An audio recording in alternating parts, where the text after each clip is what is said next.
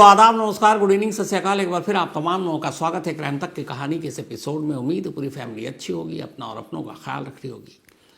आमतौर पर अपने पूरे क्राइम रिपोर्टिंग के करियर में मैंने ऐसा बहुत कम देखा जब किसी एक मर्डर केस में गिरफ्तारी हुई, इसके बाद चार्जशीट दाखिल हुई, फिर अदालत में मुकदमा चला, फिर अदालत का फैसला आया, 3 लोगों को उम्र कैद की सज़ा हो गई, तीनों जेल में हैं। और इस पूरी इंसिडेंट, पूरे वारदात को 3 साल 8 महीने बीत जाते हैं। उम्र कैद की सज़ा मिले हुए भी 8 महीने गुजर चुके हैं।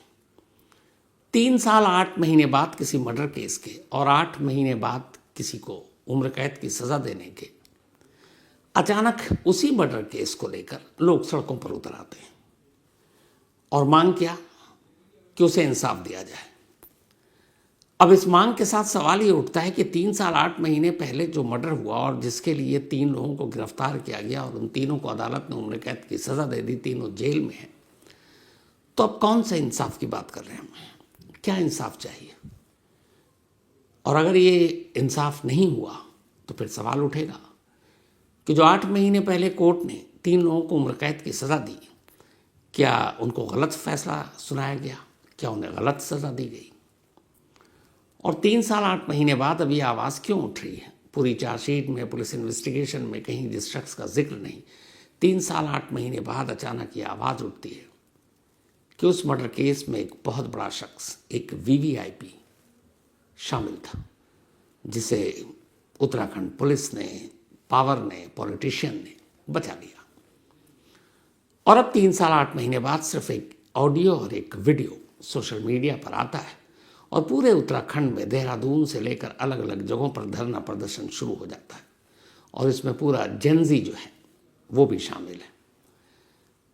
हाल के वक्त में उत्तराखंड में इस तरह के विरोध प्रदर्शन नहीं हुए जो बीते कुछ दिनों से उत्तराखंड में हो रहा है। यहाँ तक कि देहरादून में चीफ मिनिस्टर पुष्कर सिंह धामी के दफ्तर के बाहर भी घेराव हुआ और अब तो यह है कि 11 जनवरी को पूरे उत्तराखंड को बंद रखने का ऐलान किया गया। तो आखिर क्या हुआ ऐसा 3 साल 8 महीने बाद? ये कहानी अंकिता भंडारी केस की है जो अब तक मैंने सारी बात की। 3 साल 8 महीने पहले 18 सितंबर 2022 की तारीख थी जब अंकिता भंडारी ऋषिकेश के एक रिजॉर्ट से गायब हो गई। इस रिजॉर्ट में वो सिर्फ 20 दिन पहले आई थी नौकरी के लिए, गायब हो गई। उसके बाद उसकी गुमशुदगी की रिपोर्ट लिखाई गई। 18 सितंबर की रात वो गायब हुई थी। 19 सितंबर को रिपोर्ट लिखी गई और 24 सितंबर को उस रिजॉर्ट से कुछ किलोमीटर की दूरी पर एक नहर से अंकिता भंडारी की लाश मिली। लाश मिलने से पहले ही 3 लोगों को पुलिस ने गिरफ्तार कर लिया। इनमें से एक वो लड़का था जिसका ये गेस्ट हाउस था, उसके फादर का, और जो उसके फादर थे वो बीजेपी के एक नेता थे, विनोद आर्य। उनका बेटा पुलकित आर्य, जिसने कुछ वक्त पहले नया नया रिजॉर्ट ऋषिकेश में खोला था, एक बहुत ही सुनसान जगह पर, जिन्हें शांति की तलाश होती है उनके लिए अच्छी जगह थी। तो विनोद आर्य के बेटे पुलकित आर्य ने यह खोला था। पुलकित आर्य और उसके 2 दोस्तों को बाद में गिरफ्तार किया उत्तराखंड पुलिस ने और फिर इन्हीं तीनों के ऊपर चार्जशीट बनाई गई और कहा यह गया कि ये तीनों अंकिता भंडारी से कुछ एक्स्ट्रा सर्विसेज मांग रहे थे। उन्होंने उसके साथ बदतमीजी भी की और उसने इनकार किया, तो फिर उन्होंने मार दिया। और इसके बाद चार्जशीट दाखिल हुई, तीनों गिरफ्तार हुए और फिर कोर्ट ने तीनों को उम्र कैद की सज़ा दे दी और ये तीनों अभी जेल में। कोर्ट ने यह फैसला सुनाया था। 24 सितंबर 2022 को लाश मिली थी और मई 2025 में कोर्ट द्वार की कोर्ट ने इन तीनों को उम्र कैद की सज़ा सुनाई अंकिता भंडारी मर्डर केस में। तो अब 3 साल 8 महीने पहले मर्डर, 8 महीने पहले कोर्ट का फैसला, कायदे से ये केस खत्म, दी एंड।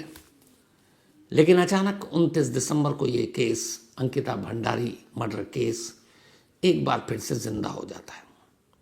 क्यों? 29 दिसंबर को सोशल मीडिया प्लेटफॉर्म पर एक वीडियो आता है। इस वीडियो में एक महिला ये दावा करती है कि अंकिता भंडारी के असली कातिल एक वीवीआईपी नेता है, बड़े कद के, ऊंचे कद के, कई जगह पे नाम सोशल मीडिया में आ भी चुका है।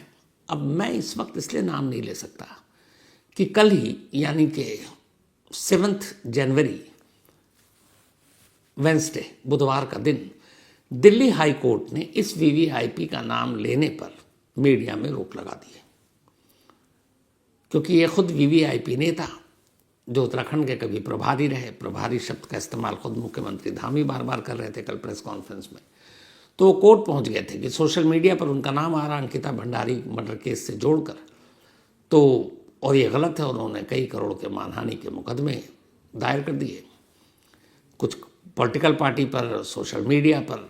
दिल्ली हाईकोर्ट ने फैसला दिया कि कोई भी अंकिता भंडारी मर्डर केस से जोड़कर इनका नाम नहीं लेगा। तो इसीलिए मेरी मजबूरी है, नाम लूँगा नहीं, लेकिन आप सब जानते हैं, शायद ये नाम बहुत जगह पर आ चुका है। और कमाल तो ये है कि जब कोर्ट का ये फैसला आया तो जो उनके वकील हैं वीवीआईपी नेता, वो वकील मीडिया से बात कर रहे हैं, कैमरे पे बाइट दे रहे हैं, और बाइट देते वो बता रहे हैं कि उनका केस और कोर्ट ने ये फैसला दिया, वो खुद नाम ले रहे हैं।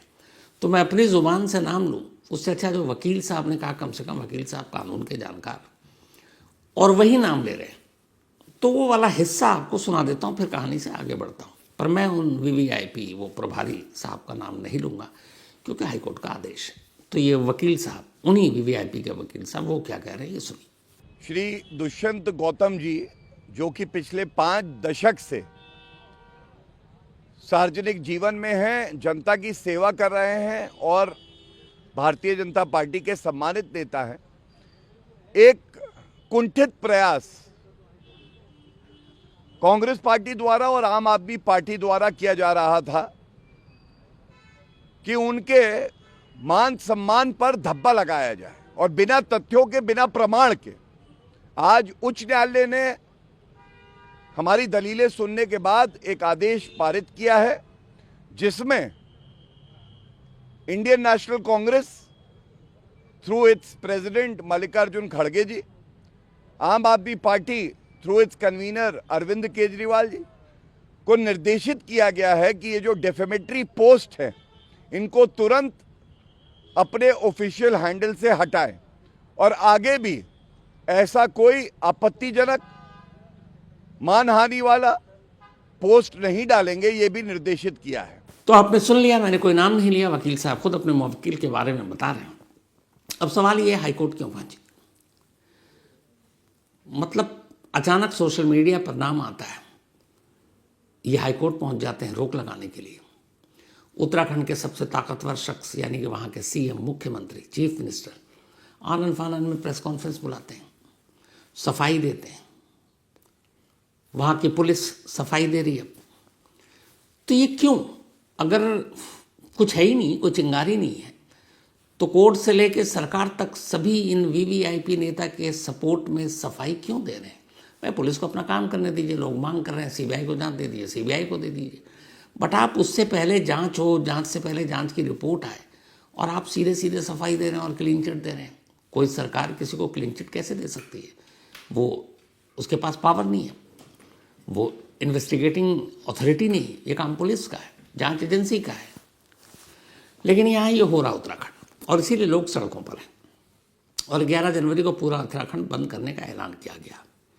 तो ये तो हो गई सारी चीज़ें। अब कहानी 29 दिसंबर को अंकिता भंडारी, जो 3 साल 8 महीने पहले केस खत्म हो चुका, दोबारा जिंदा क्यों हुआ? अब ये पूरी कहानी और असल में है क्या इसके पीछे, वो सच्चाई आपके सामने पेश है। 29 दिसंबर को एक महिला अचानक सोशल मीडिया पर एक वीडियो डालती हैं, और उसमें ये दावा करती हैं कि एक वीवीआईपी नेता जो है अंकिता भंडारी के मर्डर केस से वो जुड़ा हुआ है। इन महिला का नाम है उर्मिला सनावर। उर्मिला सनावर एक एक्ट्रेस हैं, और ये भी कहा जाता है कि वो हरिद्वार से बीजेपी के एक्स एमएलए की सेकंड वाइफ। हालांकि उर्मिला सनावर को लेकर बहुत सारी और बातें होती हैं सोशल मीडिया पर, लेकिन उनका ये वीडियो आया। इस वीडियो के बाद वो एक ऑडियो डालती हैं, और उस ऑडियो के ज़रिए, ये जो ऑडियो और वीडियो अगर आपने सुना है, उसमें ये साफ साफ है कि असल में ये वीवीआईपी नेता, उत्तराखंड के प्रभारी, इनको 19 सितंबर 2022 को उसी रिजॉर्ट में आना था जिस रिजॉर्ट में अंकिता भंडारी रिसेप्शनिस्ट के तौर पर काम करती थी। तो हुआ यह कि उन्होंने कुछ स्पेशल या एक्स्ट्रा सर्विसेज की डिमांड रखी कि हमारे यहाँ हमें कुछ एक्स्ट्रा सर्विसेज मिलेगा। तो वहाँ के जो लोग थे, जो ओनर पुलकित भंडारी बल्कि पुलकित आ रहे, इन लोगों ने अंकिता से बात की और कहा कि एक वीवीआईपी आ रहे हैं और उनको एक्स्ट्रा सर्विसेज देनी है। अंकिता ने मना कर दिया और ये इनकार ही अंकिता की मौत की वजह बनी। ये ऑडियो और वीडियो की कुल लबोलुआब कुल कहानी ये है जिसकी वजह से ये दोबारा अंकिता भंडारी का मर्डर केस सुर्खियों में आ गया। तो अब सब सफाई दे रहे हैं। उत्तराखंड के चीफ मिनिस्टर पुष्कर सिंह धामी को आनंद फानंद में प्रेस कॉन्फ्रेंस करके पुलिस से पहले ये बताना पड़ रहा है, पता नहीं क्या मजबूरी है, कि 10 सितंबर से लेके 20 सितंबर, 18 सितंबर को अंकिता भंडारी गायब हुई थी, 19 सितंबर को इन वीवीआईपी को वहाँ पहुँचना था। तो चीफ मिनिस्टर का कहना है कि 10 सितंबर से लेके 20 सितंबर 2022 तक ये वीवीआईपी नेता, ये प्रभारी, जिनका नाम अभी वकील साहब ने बताया, उत्तराखंड में ही नहीं थे। अब भाई ये नया मामला उठा है, एसआईटी आपने बनाई है उस इल्ज़ाम पे जांच करने के लिए, बाकी चीज़ें आ जाएंगी, एसआईटी पर छोड़ दीजिए ना। आप अचानक बिना जांच शुरू हुए खुद आकर मीडिया से ये आप बात कर रहे हैं कि वो तो थे ही नहीं, आप ही क्लीन चिट दे रहे हैं। पुष्कर धामी जी ने जो कहा वो भी आप सुन लीजिए। बहुत जिम्मेदारी से बोल रहा हूं, हम किसी जांच से कहीं जाने वाले नहीं हैं। हमें जो जांच की आवश्यकता पड़ेगी हम वो सब जांच करवाने को तैयार है। आपको पता है पिछली बार छात्रों का मामला आया था, तो छात्रों के मामले में हमें लगा कि भाई 8 दिन हो गए, 10 दिन हो गए और सच में छात्रों को लग रहा था कि कोई इसमें गड़बड़ है, क्या है। तो हम गए, उन्होंने कहा कि भाई यहाँ पेपर आ गया, बाहर आ गया, एक बात थी, तो उसकी सीबीआई जांच होनी चाहिए। तो हमने सीबीआई जांच की संस्तुति करी और उसके बाद पूरी कमेटी बैठा ली। कमेटी बैठाने के बाद हमने उस परीक्षा को भंग भी कर दिया। इसमें भी अब जिन्होंने शिकायत करी है, उस अगर उनकी मंशा अगर साफ है, वो न्याय दिलाना चाहते हैं, हम भी न्याय दिलाना चाहते हैं। हमारी बेटी है, हमने न्याय के लिए ही उसके लिए इतना संघर्ष किया कि एक दिन भी आरोपी तीनों के तीनों जेल से बाहर नहीं आ पाए, एक दिन भी जेल से बाहर नहीं आए।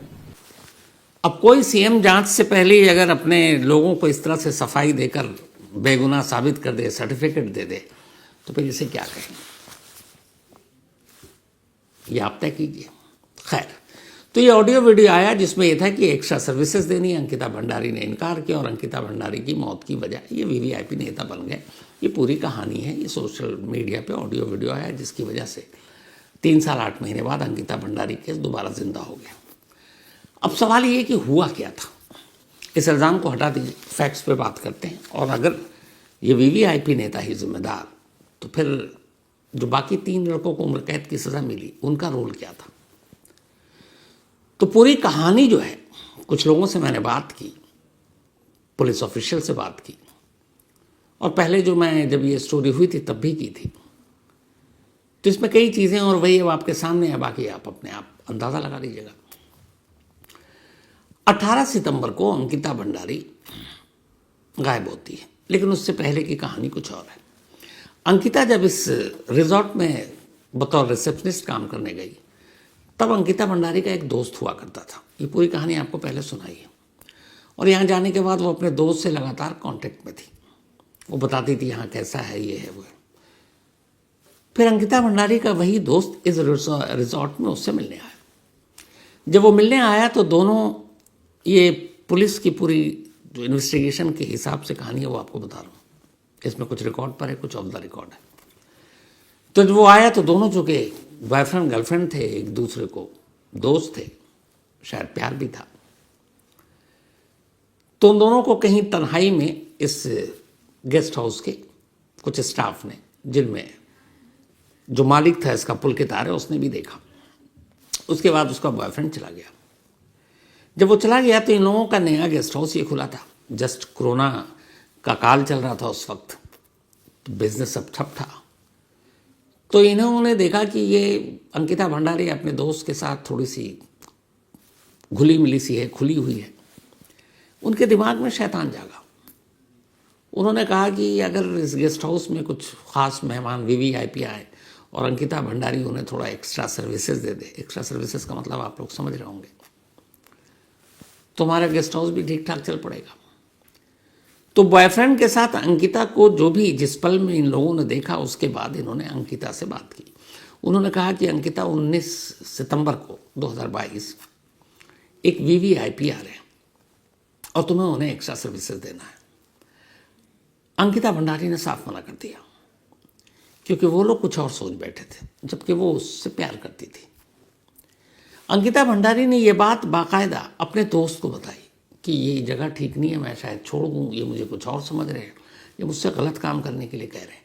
और मुझे याद है ये पूरी कहानी 2022 में अंकिता भंडारी के मर्डर केस के बाद मैंने वारदात में भी पूरी इसको बनाया था, क्योंकि वो बॉयफ्रेंड खुद मैसेजेस ऑडियो उसने सब दिया था, और उसमें था आखिरी में अंकिता कह रही है कि लोग मुझसे गलत काम करवाने की कोशिश कर रहे हैं। खैर वो 19 तारीख को नेता को पहुंचना था, अंकिता ने मना कर दिया। इसके बाद 18 की शाम अंकिता 3 लड़कों के साथ, जिसमें पुलकित, मालिक और 2 स्टाफ, रिजॉर्ट से नहर किनारे ऋषिकेश में जो नदी है वहां पर स्कूटी पर घूमने जाते हैं। रात को आते हैं लौटकर। अब रात को जब लौटकर आते हैं तो पुलकित आर्या बाकी स्टाफ से कहता है अंकिता को उसके कमरे में खाना दे दो, खाना पहुंचा दो, ये सारी चीज़ें, वो खाना वाना पहुंचाने के सारी चीज़ें हो जाती हैं। सुबह हो गई। जब सुबह हुई तो इधर फ्रेंड जो है अंकिता भंडारी का, वो फ़ोन कर रहा है। अंकिता फ़ोन नहीं उठा रही, उसे टेंशन हुई। उसने इसको फ़ोन किया, पुलकित और ये, क्योंकि वो मिल चुका था। उन्होंने कहा नहीं वो तो कमरे में थी, मैं देखता हूँ। अब सुबह हुई तो उसने देखा कि कमरे में नहीं है। उसने कहा कि दोस्त से कि वो तो कमरे में है नहीं। दोस्त को फिक्र हुई, एक दिन पहले वो बता चुकी है लोग क्या करवाना चाहते हैं। उसने अंकिता के फैमिली को फ़ोन किया कि मुझे कुछ गड़बड़ लग रहा है, आप ऋषिकेश जाइए। इस दौरान में जब हुआ तो कहा गया कि भाई आप जाके गुमशुदगी की रिपोर्ट लिखाओ। तो पुलकित का चूंकि वो रिजॉर्ट था, इन लोगों ने जाकर पुलिस में रिपोर्ट लिखाने की कोशिश की कि अंकिता कल रात तक थी, हम साथ गए थे और सुबह अपने कमरे में नहीं है। खैर इसके बाद पहले तो रिपोर्ट लिखी नहीं गई, बाद में दबाव बढ़ा तो फिर जो उस वक्त के हरियाणा उत्तराखंड के डीजीपी थे अशोक कुमार, उन्होंने बाकायदा इसमें रिपोर्ट कहा कि फ़ौरन दर्ज किया जाए। फिर एक एसआईटी की टीम बनाई, जिसमें स्पेशल इन्वेस्टिगेटिव टीम, जिसमें एक डीआईजी लेवल की लेडी अफसर को अपॉइंट किया गया। अब इसके बाद गुमशुदगी की रिपोर्ट भी लिख ली, तफ्तीश शुरू हुई। तफ्तीश शुरू हुई तो कुछ सीसीटीवी कैमरे को खंगाला गया। जब कैमरे को खंगाला गया तो पाया यह गया कि 18 सितंबर की रात शाम पुलकित और उसके 2 दोस्त और अंकिता भंडारी 2 स्कूटी पे ये 4 लोग बैठकर निकलते हैं। फिर वहाँ जहाँ नहर तक गए उसमें भी कुछ कैमरे में कैद हुए। फिर इसके बाद जब रात को ये लौटते हैं तो अचानक सीसीटीवी कैमरे में पाया गया कि गए थे 4, लौट रहे थे 3। वापसी के सीसीटीवी फुटेज में अंकिता भंडारी गायब थी, सिर्फ 3 लड़के थे। अब पुलिस का दिमाग घुमा कि जब ये गए 4, लौटे 3, और फिर वो कह रहा रात को उसने कमरे में खाना भिजवाया, ये है, खाना किसके लिए भिजवाया, जबकि इनको पता है कि अंकिता इनके साथ लौटी नहीं है। और फिर गुमशुदगी की रिपोर्ट लिखा रहा है, जबकि उसे पता है कि अंकिता साथ आ ही नहीं है। तो इसका मतलब है कि ये तीनों शक के घेरे में है। इसके बाद पुलिस ने इन तीनों से पूछताछ की। फिर उत्तराखंड पुलिस के हिसाब से तीनों ने एक ही स्टेटमेंट दिया, और वो ये कहा कि हम गए थे और वहाँ उसके बाद अचानक वो नदी किनारे थी और हमने धक्का दे दिया और अंकिता नदी में गिर गई। बहाव तेज था, चली गई। अब ये इन तीनों का स्टेटमेंट था बकौल पुलिस। हालांकि पुलिस में दिया गया स्टेटमेंट कोर्ट में मान्य नहीं होता, लेकिन ये कहानी उत्तराखंड पुलिस की थी। इसके बाद पुलिस सर्च ऑपरेशन चलाती है। 6 दिन बाद 24 सितंबर को अंकिता भंडारी की लाश उस नहर के आगे कहीं एक जगह फंस गई थी, उससे बरामद हो जाती है। अब पुलिस उस वक्त ये सारी चीज़ें, दोस्त भी आ गया, उसने वीवीआईपी नेता का जिक्र किया, पुलिस से पूछता, उसने अपना बयान दिया था। तो उस वक्त के एसआईटी टीम का कहना था कि हमने वीवीआईपी नेता के एंगल से भी किया, 2-3 नाम आए, लेकिन इस वीवीआईपी नेता का नाम नहीं था, लेकिन उनका भी रोल हमें कुछ मिला नहीं। तो इन्हीं तीनों ने किया। ये तीनों अंकिता पर फोर्स कर रहे थे एक्स्ट्रा सर्विसेज के लिए, उसने इनकार किया, उससे में उन्होंने धक्का दे दिया और वो मर गई। तो इन तीनों के ऊपर मर्डर के चार्जेस लगा दिए और बाकी भी चार्जेस थे। और इसके बाद एसआईटी ने अपनी चार्जशीट पेश की, मुकदमा चला 3 साल तक। फिर मई 2025 में कोटद्वार की कोर्ट ने उत्तराखंड पुलिस की चार्जशीट पर पुलकित आर्य और उसके 2 दोस्तों को अंकिता भंडारी मर्डर केस में उम्र कैद की सजा दे दी। कहानी खत्म हो गई। उसके बाद अब 29 दिसंबर को 3 साल 8 महीने बाद और सजा के उम्र कैद की सजा के 8 महीने बाद ये ऑडियो वीडियो आया और वीवीआईपी का नाम फिर से सामने आया। इसी वीवीआईपी को लेकर, अब ये वो थे या कौन मुझे नहीं मालूम, अंकिता भंडारी के दोस्त ने तब भी पुलिस से कंप्लेंट की थी। एसआईटी ने भी कहा कि उसने वीवीआईपी नेता के एंगल से जांच की थी, लेकिन तब कुछ सबूत नहीं मिला। अब आज इतने ज़माने के बाद फिर से वीवीआईपी नेता का जिक्र आ रहा है। चीफ मिनिस्टर सफाई दे रहे हैं कि वो 10 से 20 सितंबर को था ही नहीं उत्तराखंड में। तो फिर सच्चाई क्या है? और दूसरा कि इन तीनों लड़कों को किस बेस पे पुलिस ने चार्जशीटेड किया और अदालत ने इनको उम्र कैद की सजा सुनाई। अब यहां से कुछ कानूनी पहलू शुरू होता है। पहली चीज, इन लड़कों ने जो तीनों ने किया, पहली चीज ये कि पुलिस को गुमराह किया।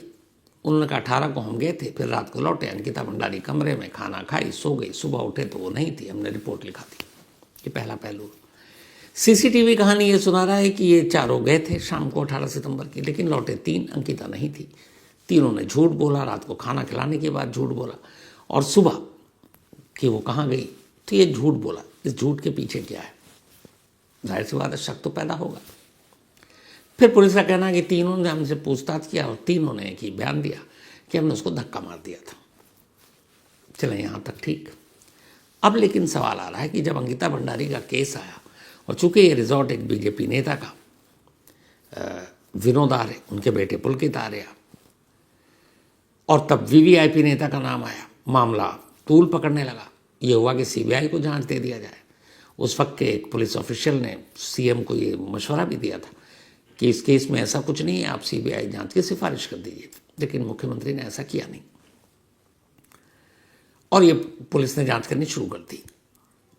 अब यहां पर अगर आप आए तो मुझे डर इस बात का है कि ये केस अगर हाई कोर्ट और फिर सुप्रीम कोर्ट पहुंचा तो ये जो 3 लोग हैं पुलकित आर्य समेत, बहुत चांसेस हैं कि ये उम्र कैद की सज़ा से बरी हो जाएंगे। और ये मैं क्यों कह रहा हूँ, मैंने कई कानून के जानकार, कुछ टॉप पुलिस ऑफिशियल, इन सब से बात की, उसके बाद आपके सामने ये बात रख रहा हूँ। क्यों? तर्क और दलील दे रहा हूँ। पुलिस की कहानी के हिसाब से इन तीनों ने एक्स्ट्रा सर्विसेज की मांग की, अंकिता भंडारी ने मना किया। उसके बाद ये उसको पिकनिक के बहाने 18 सितंबर की शाम नहर या नदी के किनारे ले गए। फिर वापसी में झूठ बोला, हमारे साथ आई थी, सीसीटीवी कैमरे का इनके पास पुख्ता सबूत है कि वो नहीं आई थी, 3 ही थे। लेकिन कहानी शुरू होती है उस नदी या नहर किनारे। पुलिस ने तीनों के बयान तो ले लिए, लेकिन ये पूरी कहानी सर्कमस्टेंशियल एविडेंस पर खड़ी है, परिस्थिति जन्य साक्ष्य जो है। उस नदी के किनारे 3 चीजें हो सकती थी। पहली, अंकिता भंडारी खुद नदी में कूद जाए, मतलब अपनी जान दे दे। दूसरी, वो नदी किनारे खड़ी हुई है और एक्सीडेंटली गिर गई।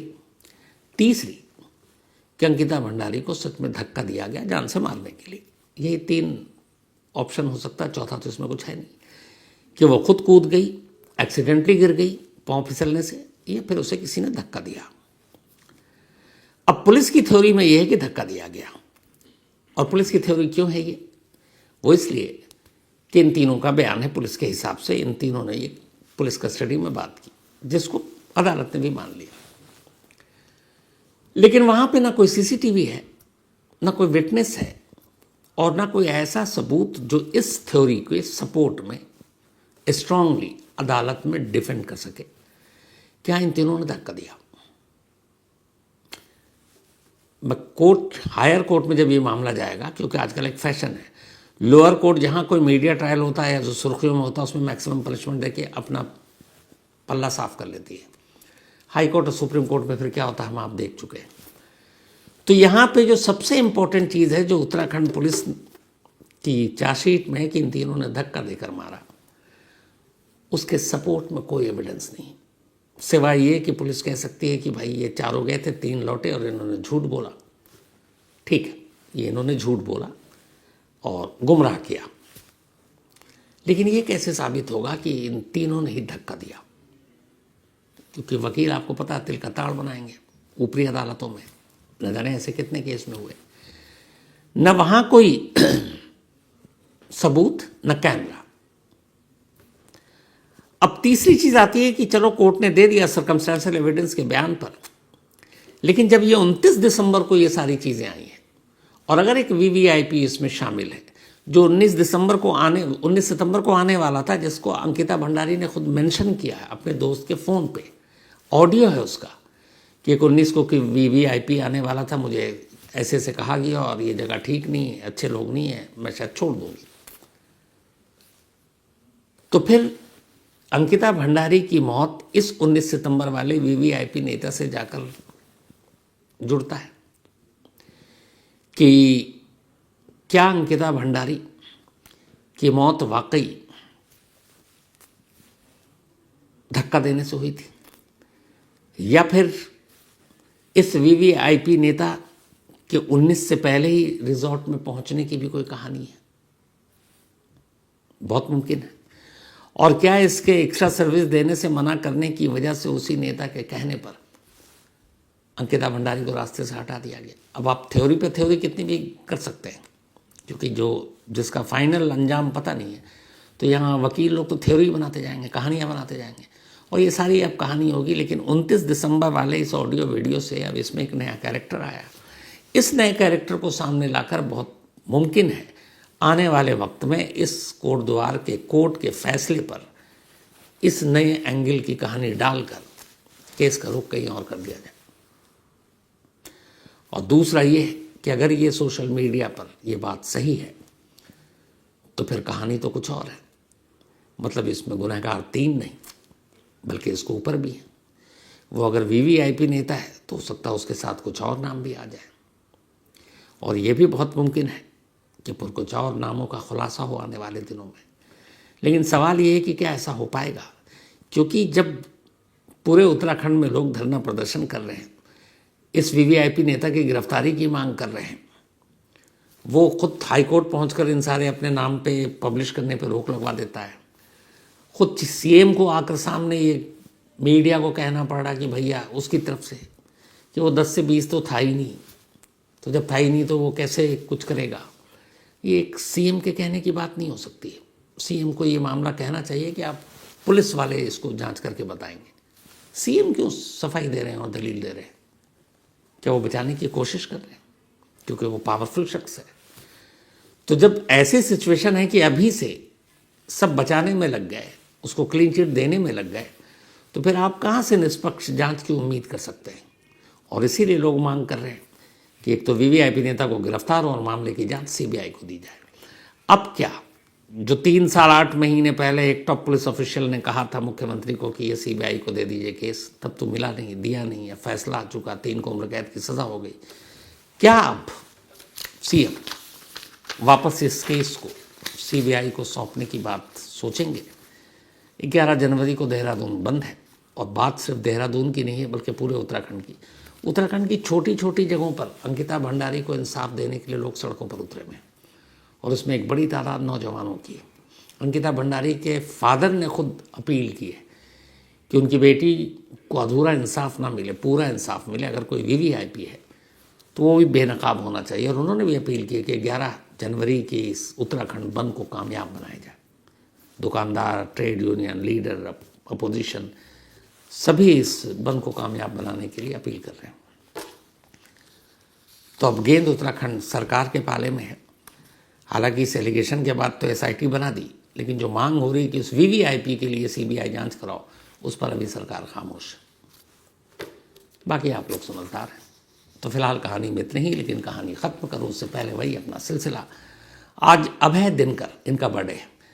थैंक यू अभय साहब, आपसे बातचीत भी हुई एंड हैप्पी बर्थडे। आज आपका दिन है, तो आप हमेशा अच्छे रहें, खुश रहें अभय, यही मेरी दुआ है। साथ ही ऋषांक बाना बिश्नोई, इनका भी बर्थडे है, तो हैप्पी बर्थडे ऋषांक। और ये भेजा है केशा राणा जी, दिनेश जेडी बाना और अशोक गोदारा ने। तनीषा, इनका भी बर्थडे है, तो हैप्पी बर्थडे तनीषा। और ये भेजा आदित्य ने। साथ ही फरहीन बानो, इनका भी बर्थडे है, तो हैप्पी बर्थडे फरहीन। और ये भेजा आकिब जमाल ने। इसके अलावा गुरिंदर कुमार, इनका भी, बल्कि गुरिंदर सिंह सॉरी, इनका भी जन्मदिन है, तो हैप्पी बर्थडे गुरिंदर जी। और ये भेजा है गुरदर्शन साहब ने। श्वेतांगी शनुज, सॉरी ये थोड़ा सा मैं लेट पढ़ा मेल, लेकिन थैंक यू सो मच श्वेतांगी, आपके इस प्यार के लिए, आप इतनी कहानियाँ सुनती हैं। और थैंक यू ख़ासतौर पर शुभम शनुज जी जिन्होंने ये मेल लिखा था। शुभम की वाइफ हैं श्वेतांगी, तो बस थैंक यू सो मच आपके इस प्यार के लिए, और आप दोनों हमेशा अच्छे रहें, खुश रहें, यही मेरी दुआ है। तो इसी दुआ के साथ इस कहानी में आज इतना ही। अब आपसे मुलाकात होगी कल रात 9 बजे किसी नई कहानी के साथ। तब तक अपना और अपनों का ख्याल रखिएगा। Thank you very much.